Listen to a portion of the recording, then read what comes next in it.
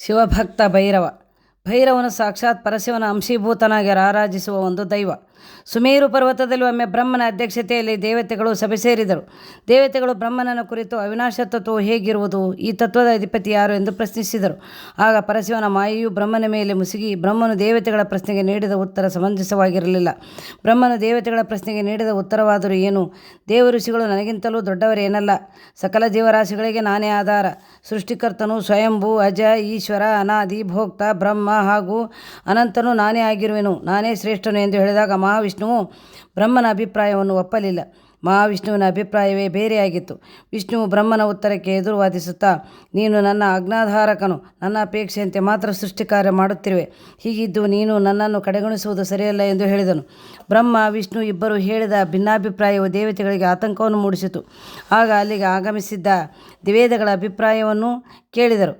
ವೇದಗಳು ತಮ್ಮ ಅಭಿಪ್ರಾಯವನ್ನು ದೃಢೀಕರಿಸುತ್ತಾ ಪರಶಿವನೇ ಶ್ರೇಷ್ಠವೆಂದು ಹೇಳಿದವು. ಮಹಾವಿಷ್ಣುವು ವೇದಗಳ ಅಭಿಪ್ರಾಯವನ್ನು ಒಪ್ಪದೆ, ಶಿವನು ಓಂಕಾರರೂಪಿಯು, ಈಗ ಶಕ್ತಿ ಇಲ್ಲದೆ ನಿಶಕ್ತನು ಎಂದು ಹೇಳಿದರಲ್ಲದೆ ಶಿವಮಾಯೆಯಿಂದ ಮೋಹಿತರಾದ ಬ್ರಹ್ಮ ವಿಷ್ಣು ಇರುವರು ತಮ್ಮ ಅಭಿಪ್ರಾಯವನ್ನು ಬದಲಿಸಲೇ ಇಲ್ಲ. ಇವರಿರುವರ ವಿವಾದಗಳು ಮುಂದುವರೆದೇ ಇದ್ದವು. ಹೀಗೆ ಅವರಿರುವರು ವಾದ ಮಾಡುತ್ತಿರುವಾಗ ಜ್ಯೋತಿಯೊಂದು ಪ್ರಕಟವಾಯಿತು.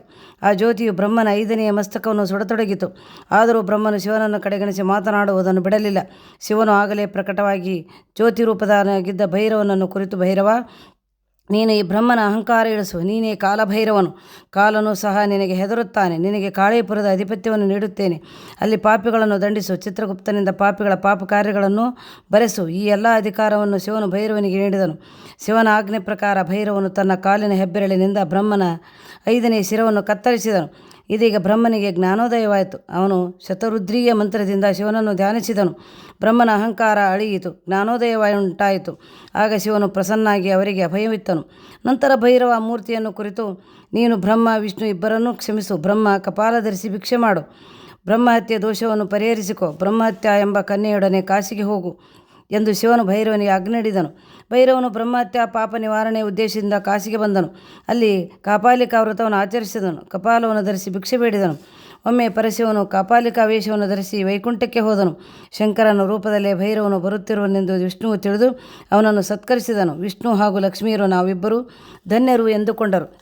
ನಂತರ ವಿಷ್ಣು ಪರಶಿವನನ್ನು ಕುರಿತು, ಪರಶಿವ, ನಿನ್ನ ಸಂಚಾರದ ಉದ್ದೇಶವಾದರೂ ಏನು? ನೀನು ತ್ರೈಲೋಕ್ಯಾಧಿಪತಿ.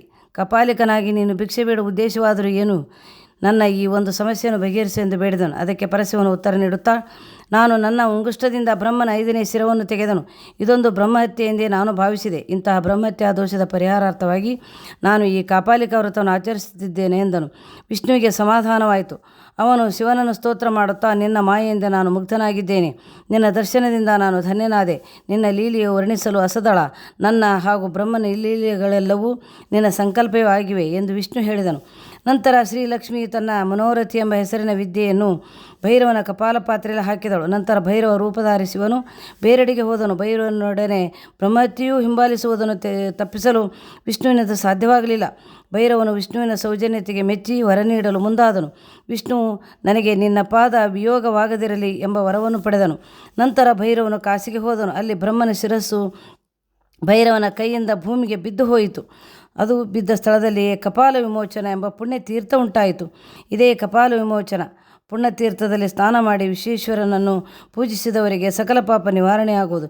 ಈ ಪುಣ್ಯತೀರ್ಥದಲ್ಲಿ ಪಿತೃತರ್ಪಣೆ ನೀಡುವುದರಿಂದ ಬ್ರಹ್ಮಹತ್ಯೆಯ ಪಾಪವು ನಿವಾರಣೆಯಾಗುವುದು. ಭೈರವನ ದರ್ಶನದಿಂದ 1000 ಜನ್ಮಗಳ ಪಾಪ ನಿವಾರಣೆಯಾಗುವುದು.